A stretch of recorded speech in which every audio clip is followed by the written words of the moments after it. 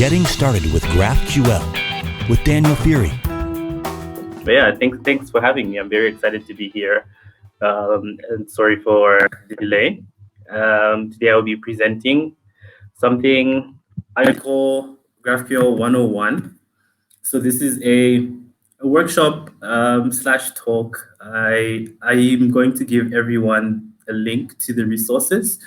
I've been experimenting with presenting with Notion of late, and this is me doing that. So if you want to have a look at the content that I'll be sharing in real time as I'm explaining it, you can do that by going to this link, bit.ly/GraphQL-10101. So, like the text says here, this is meant for complete beginners with no prior experience with GraphQL. I'm sort of giving this talk as a retrospective of what I wish I knew when I was getting started with GraphQL. And yeah, I think let's get started because I don't think we have much time. But before we do, like Sue said, I'm Daniel. I'm a developer advocate at Strapi, which is a really cool open source headless CMS. And that's what we'll be using today to set up our GraphQL API, and I'll be talking a bit more about that. So a quick overview of what we'll be doing today. Excuse me. So we'll be getting into what exactly GraphQL is. We'll be looking at GraphQL types and operations. We'll be looking at how to set up a GraphQL API with Strapi, and then understanding some of the GraphQL tooling, how to use GraphQL, and what different tools exist in the GraphQL space. Of course, with a very beginner-centric approach. And then we'll go through two very important GraphQL operations. We'll go through queries and mutations. Because of time constraints, I'll leave this resource here. It's pretty straightforward to follow through. And this is how to use GraphQL in a web application. This is a Nuxt web application. And so that you can sort of look at this as further learning per se. So today we will stop at making mutations. All right, so let's get into what GraphQL is. I think you've heard a lot about GraphQL, and over the past years, it's been sort of getting much more attention from developers. It's sort of being branded as this really useful tool for developers to use because there's so many incredible GraphQL, be it databases or things to help you access data using GraphQL. So GraphQL, a pretty good definition that almost everyone agrees with is that it's an open source data query and manipulation language for APIs. And before we dissect this definition, I really want to look at what an API is. API, which is short for Application Programming Interface, is an interface which defines interactions between multiple software intermediaries. I really like breaking down these definitions. So we have an API, and this definition says it's something that defines the interaction between two software intermediaries or software entities. This can be between a server and a server and a web application, a server and a mobile application. And the API basically is something that powers these interactions. And you'll be seeing that as we get into building our GraphQL API today. We have, in the past, have had different types of APIs. We've had SOAP APIs, which are sort of the really legacy APIs. SOAP standing for Simple Object Access Protocol. This was used in, way before at least I was born, and a lot into the 2000s, early 2000s, before REST, representational state transfer, came to light. So with REST, what happened is we had a resource, and if a piece of software, I remember in the API definition, we have these software intermediaries, either being servers or front-end frameworks, mobile applications. If we want to access data and have that interaction, we would use this API.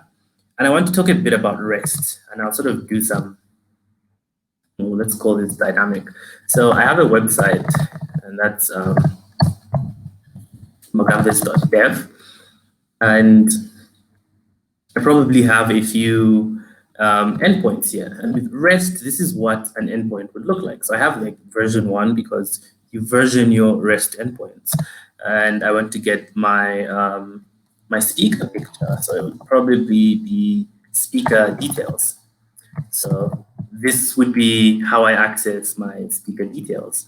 And if you want to do the same thing, let's say you want to get my availability dates, you would call another endpoint. So these URLs you see are what we call endpoints because you make requests to them and you get back data. So if you want to check my availability, okay, I spelled that right, I think. You get the other endpoint. And then if you want to, let's see, what else can you get?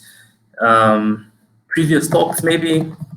Trying to get my previous talks, you would have to send a request to another endpoint. And as your data grows with REST, you keep adding more endpoints and more endpoints. And this can be quite cumbersome also. And when I get into talking about what GraphQL fixes, you notice that with GraphQL, there's a single endpoint for your API, and it fixes all of this. So REST representational state transfer had a series of ways you could interact with this API. You could make get requests being getting data from the API, post requests, meaning you can post data to this API. And so if you have a CRUD application, that's create, read, update, delete, post would be creating. And with REST, we also had something called put. We have stuff like put and update, and all that is all accessible via these endpoints, but via different HTTP requests. So that was sort of a glimpse of how REST worked. If you wanted to access certain information, you had to have a specific endpoint. In this case, different information you want from my website would be accessible via different endpoints. All right. That's a really brief explanation of how REST APIs worked.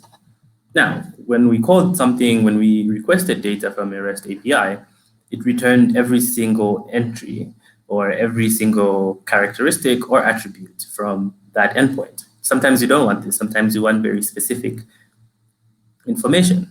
And it just didn't have that level of filtering.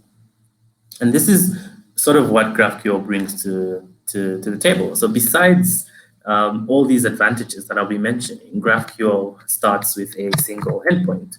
So given the example that I gave for my website, https campaigns.dev, we would have a single endpoint called /GraphQL, and through that you'd be able to access all the data that was available in all those three endpoints for a REST API. And when we get into the demo portion of this, which I promise you is quite fun, we'll understand that a bit more. So what did GraphQL fix from REST as we go a step further into the API types? So with GraphQL, we didn't have something we call overfetching, where we got data that we didn't need. With GraphQL, I have this really nice definition that I like, and that's here under types and operations. So when we look at a schema, it describes GraphQL as a query language and how it's basically selecting fields on objects. So you really have the ability to pick exactly what you want, and you get just exactly what you ask for when you're making your request. And like I mentioned, you don't have an endpoint overload. You have all your requests under a single endpoint. All your requests in a single endpoint. That should be changed. There we go. All right. So it also has type safety because everything in GraphQL has types. And if you're working with a type-safe language like like TypeScript, then this is an added benefit for you. So how exactly did GraphQL come up. I won't really go in depth into what brought it up. GraphQL was developed internally at Facebook. Facebook, of course, is this behemoth of a social media, social networking site, and they process tons of data, and they were having huge problems with how to update data, fetch the right and specific data, and return that to your user in an effective manner, because they were using REST endpoints. And they developed GraphQL, and it slowly started to mature as a technology, and it became a spec, which is just sort of a description of how you build GraphQL APIs. So there's really different ways of building GraphQL APIs, and it started from this small problem Facebook tried to solve, and they eventually open sourced it and released that to the public in 2015. And if you are looking to know who uses GraphQL, there's a ton of companies. Of course, the people who sort of started it, Facebook used GraphQL. GitHub uses GraphQL. They have a really interesting GraphQL API, which you can play around with. Netflix also uses GraphQL. Excuse me, and I think they just released a really interesting blog post on how they use GraphQL in their stack. StockX also uses GraphQL. So really, there's a lot of people who use GraphQL. So now we get into the finer details of how GraphQL works under the hood. We've understood why it came up, and we've defined it as a query language for APIs. And now we'll look at its foundations. We'll look at types and fields. So types and fields are sort of the bedrock of GraphQL.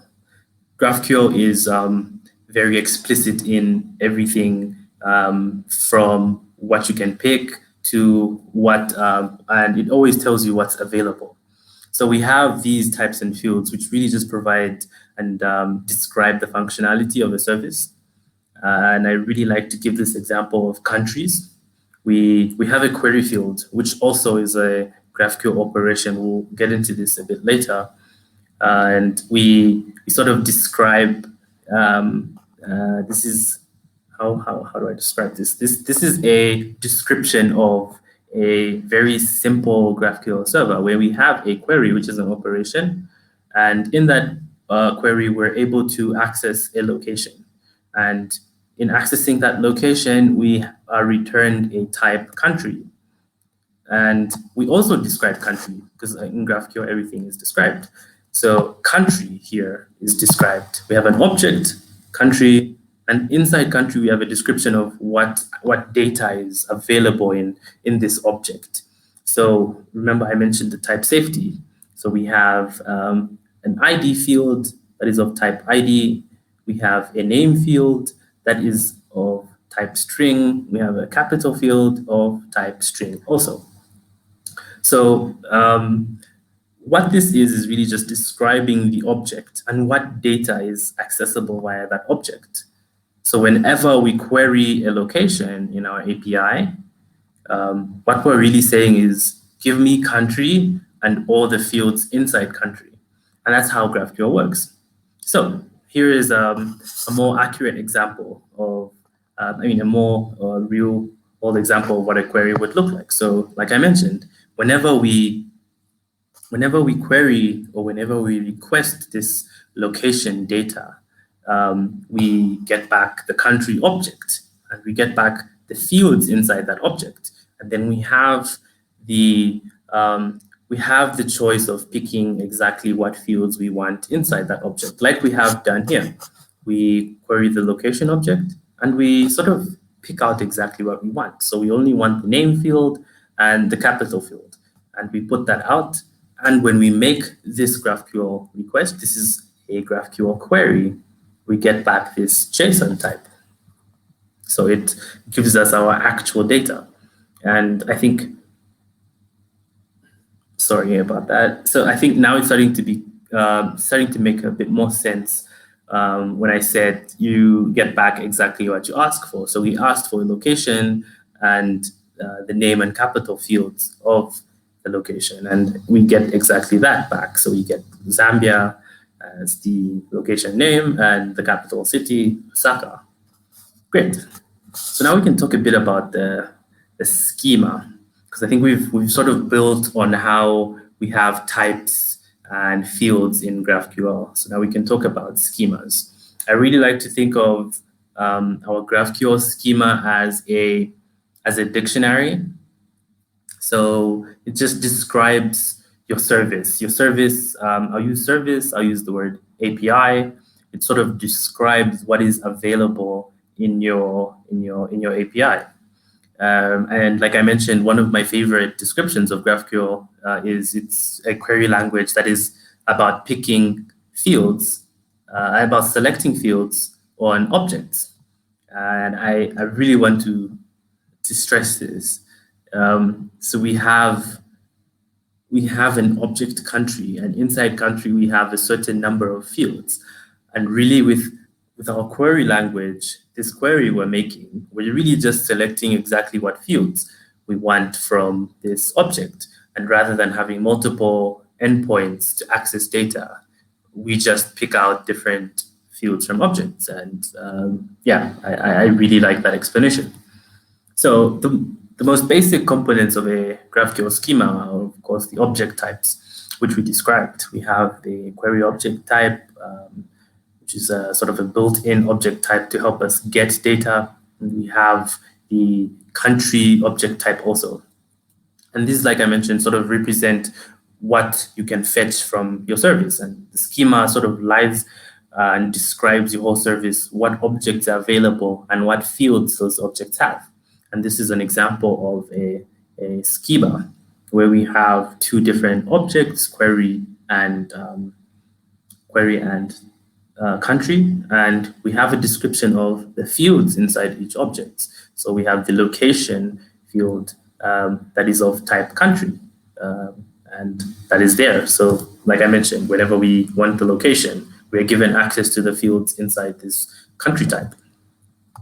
So I think we have an understanding of how the schema is the dictionary of your service or API, and how our fields and objects are described inside this document. We can now go on to talk about GraphQL operations. So like I mentioned, today we'll be only talking about queries and mutations.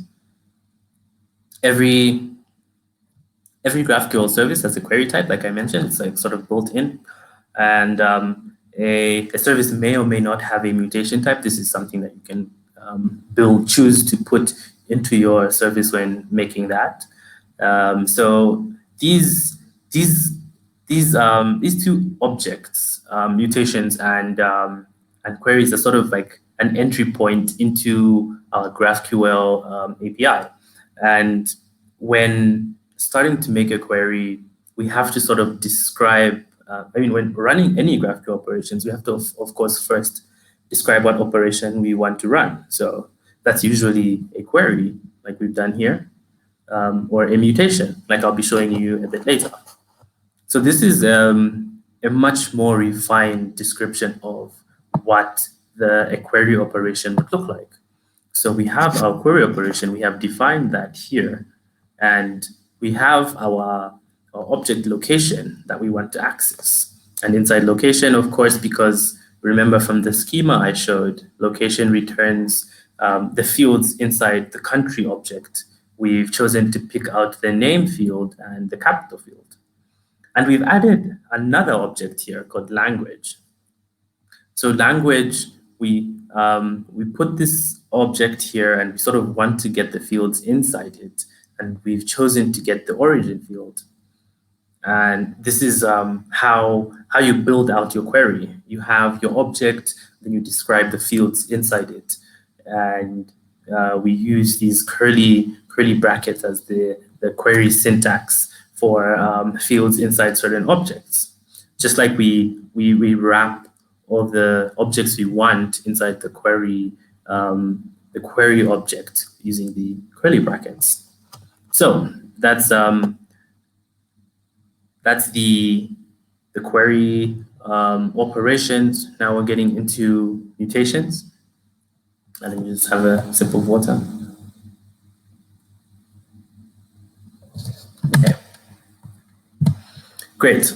So on mutations, I really like the word mutation because growing up, I was a huge fan of the X-Men, and mutation sort of comes from the word mutate, and this is just change something, to mutate it, to change it, to change its form from one thing to another. And mutations are an operation in GraphQL that help us add or change data from a service. So we have our mutation object defined here. And inside that, we can run a couple of operations. One of those operations in our example here is add location. So this lets us add new data to the location object. And this is the format for entering that. We pass the name and the capital, and we pass these as key and object. Yeah, as key. Sorry, we pass these as key values, keys and values, and then we sort of return that so that when we run this operation, we can have a look at exactly what we're getting back. I think mutations are really cool to look at and see them actually work. So I'm very excited to be demoing these to you very soon. And yeah, I think now we can go into the hands-on portion of everything. Very excited to do that. Let's just do a quick recap of what we covered in GraphQL types and operations. We looked at how types are the sort of bedrock foundation of GraphQL service, of a GraphQL API or GraphQL service, and how types and fields are described in a schema. We looked at how the schema is sort of a description of your whole service and what objects it has and what fields these objects have. And we also looked at two very important operations, queries and mutations. And now we can sort of branch off a bit and create a GraphQL API with Strapi. So, like I mentioned at the beginning, Strapi is a really cool open source headless CFS, and I have the Strapi admin running. Before I switch to that, I just want to point out that this is the quickest way you can get Strapi running yourself. Yarn create Strapi app, GraphQL 101. I think the squiggly lines are disturbing and clouding your view, so I'll just take those out. Yes, Yarn create Strapi app, GraphQL 101 with the -- quick start. So this sets you up with an SQLite database and starts up Strapi for you. So let's go into our Strapi admin. This is sort of what you see when you get into Strapi. Let's just go straight to the admin. We have a bunch of collection types, which I would relate to objects in a GraphQL schema. So we have objects, and inside that we have fields. So in this, I have let's go to our content type builder and look at, look at this. So we have there's a typo here, languages. Okay, so finish.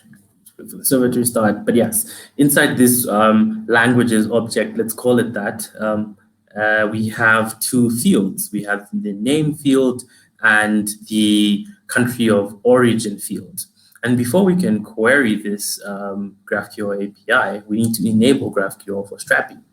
And to do that, we go to our marketplace and we download GraphQL. But I want to do this with the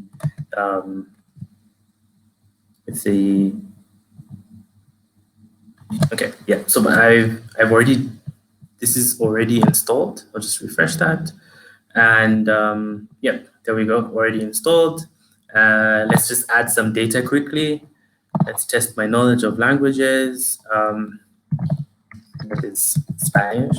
It's pretty basic, I guess. I'm not a linguist, or yep, let's publish that. Yes, I have not professionally studied languages, so please do not quote me on these origins. We just need some quick data to play around with. So save that and publish, and we go back to our languages and we have some languages filled out. Great. Let me just give myself permission to actually query this. Yep. So we should be able to create, find one, update, and delete. Great. So I'll save that. And yeah, so that's basically how to get GraphQL running on Strapi. Once you create a new account with Strapi, you sort of build out this content type or content schema. Like I said, I sort of made the relation to the GraphQL schema where you have objects, which we call content types, and inside these, collection types, and inside these collection types, you have a collection of fields, just like we would have in a GraphQL API. So we have a languages collection type, and inside that, we have two fields, name of type text and origin country of type text2. We gave ourselves permissions to be able to query and make requests to our GraphQL API. And it's a quick run through.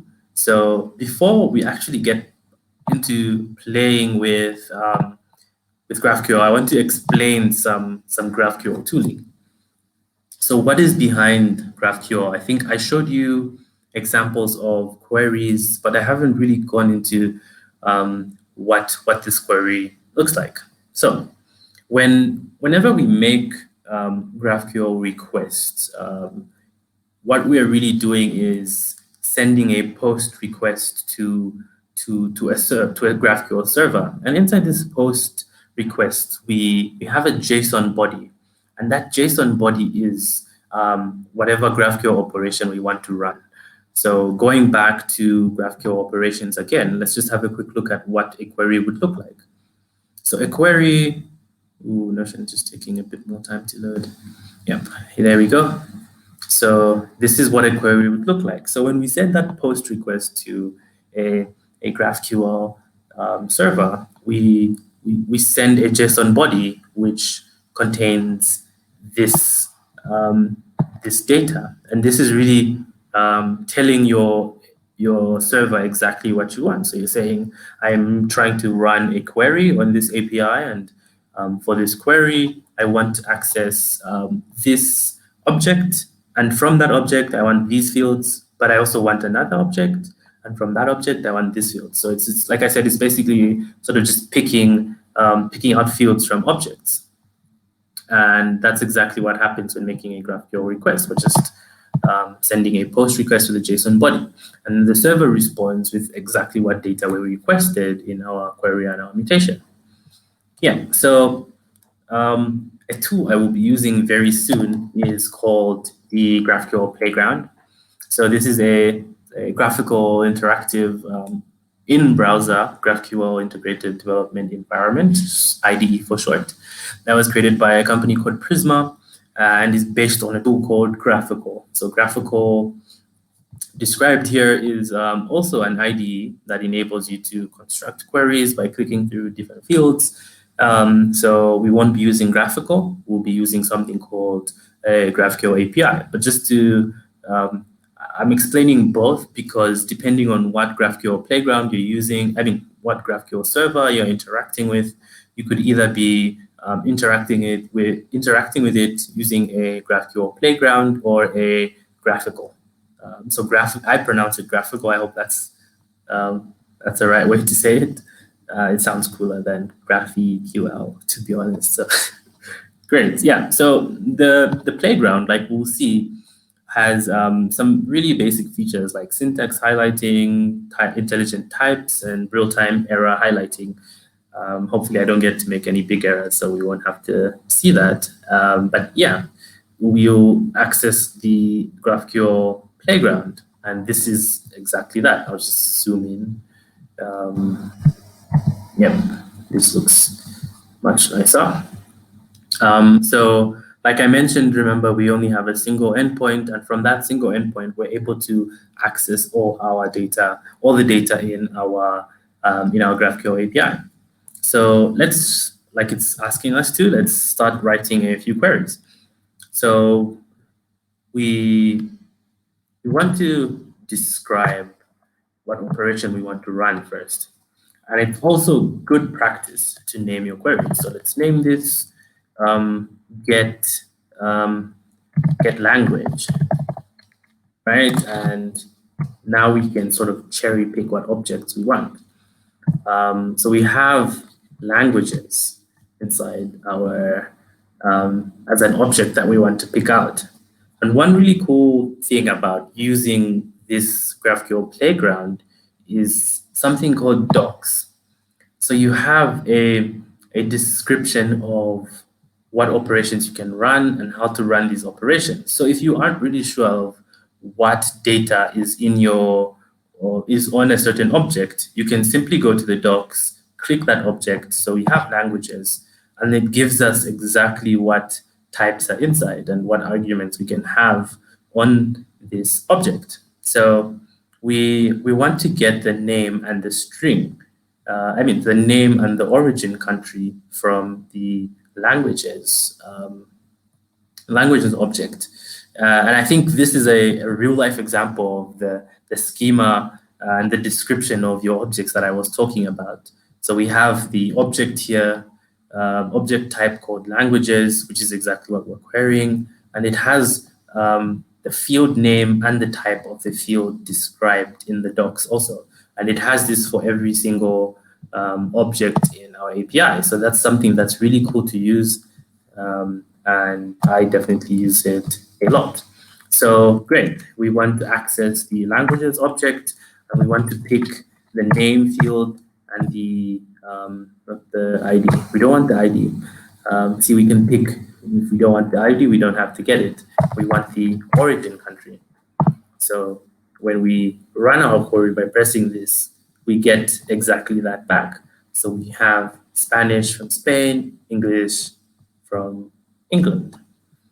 And that's the first type of query that I wanted to show. So this is a query where we just generally get all the data in our API. I'll just go back to Notion and show the notes on queries. Yeah. So we have two types of queries. We can have very specific queries where we want to get a specific entry from your GraphQL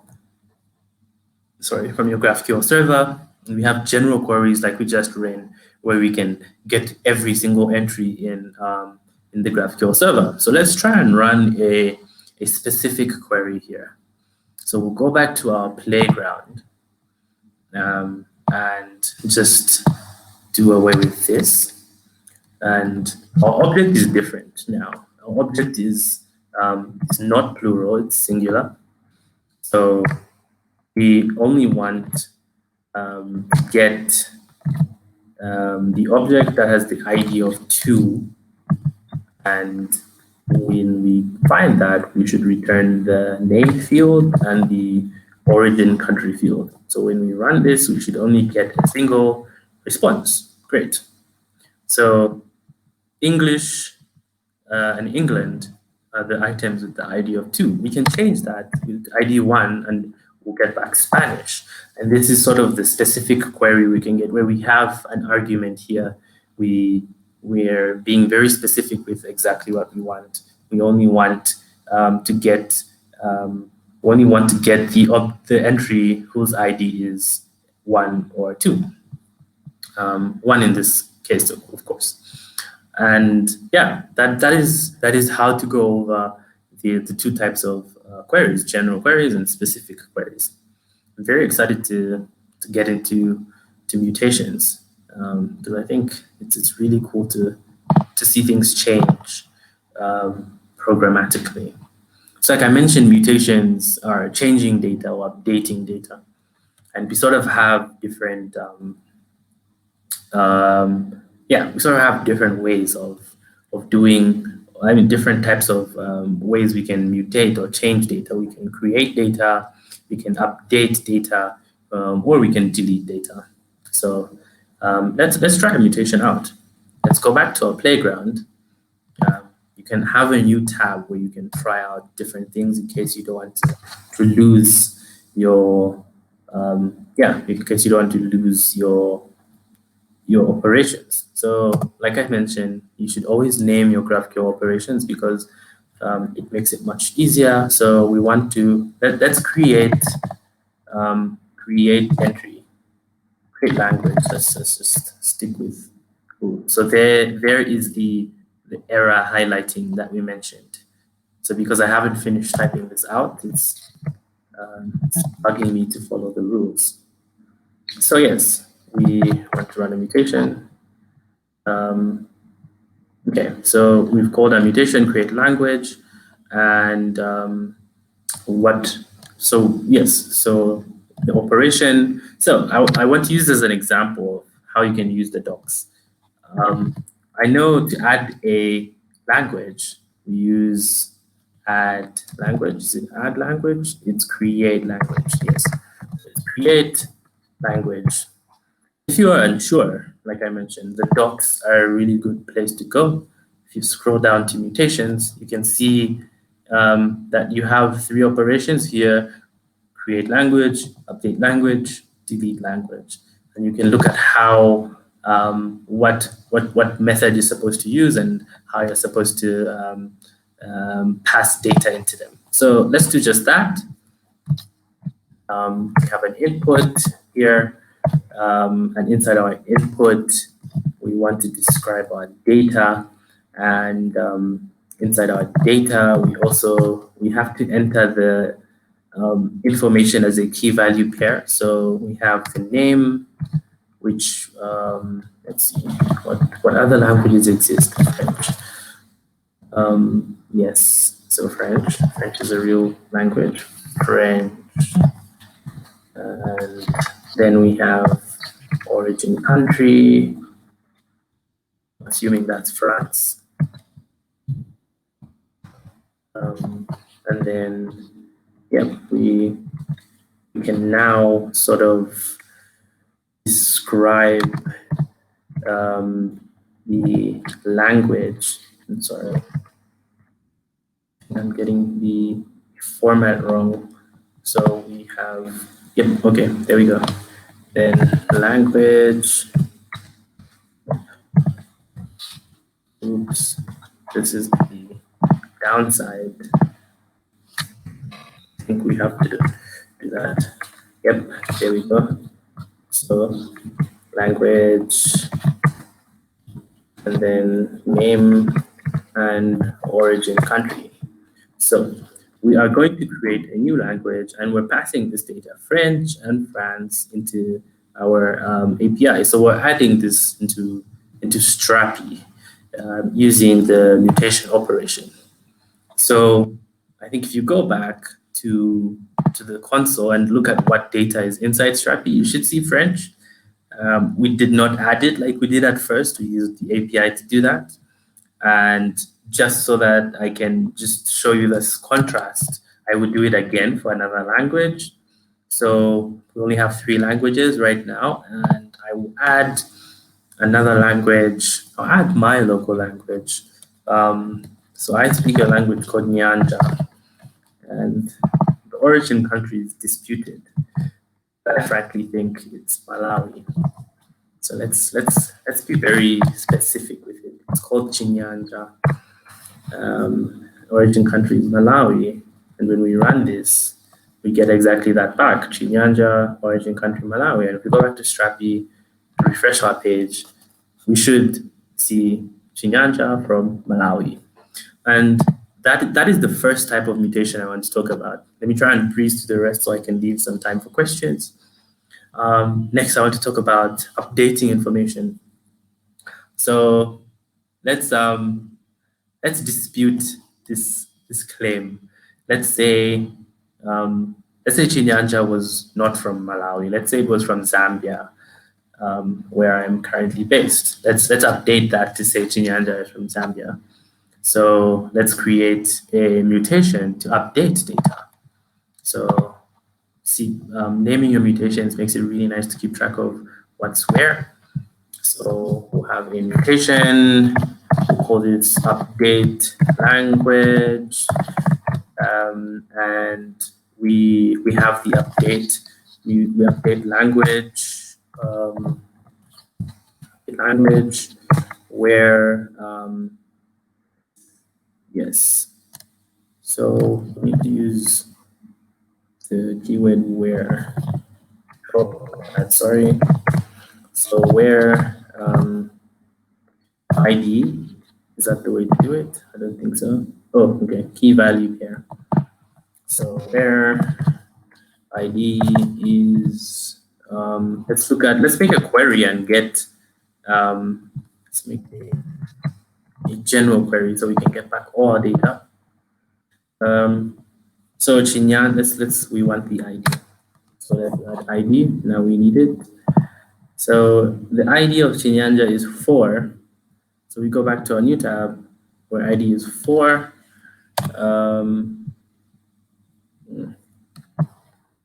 Okay, there we go. The ID is 4, and then we have, my bad, rushing data.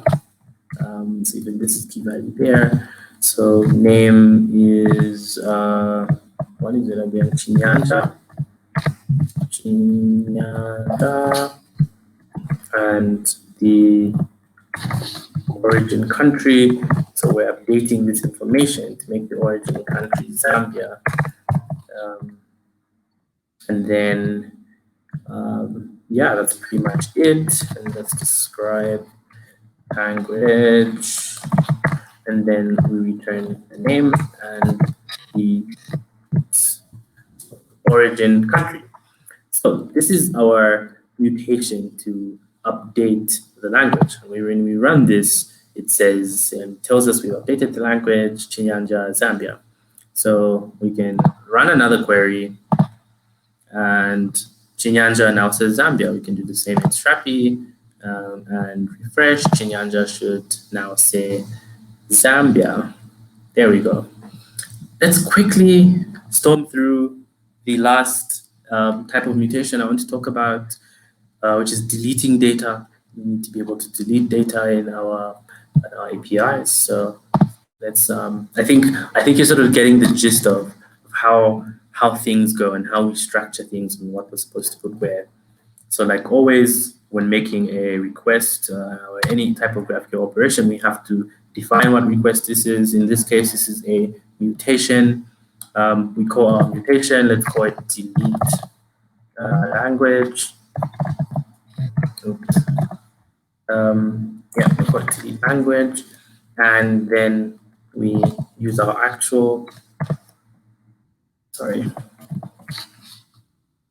There we go, delete language, and open up input. And then here, all we need to do is use where.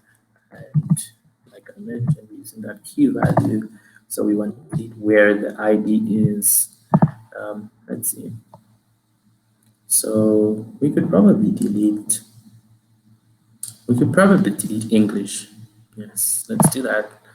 English is what again? English is 2, ID is 2. Yeah, so let's delete English.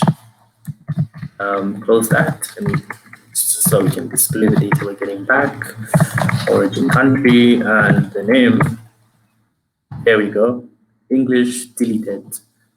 And when we run our general query again, we should not see English. We can only see Spanish, French, and Chinyanja. Great. And same thing will happen in the Strapi admin. We will not see English. And that's an overview of how to make mutations and how to make queries. Like I mentioned, the next part of this would have been using GraphQL in a web application, and all this information is detailed here. Again, if you want access to this information, this is the link, bit.ly/GraphQL-10101. I'll leave this here just so you can, anyone who's joining or anyone who might take a bit more time to write it down can have access to it. Thanks for watching.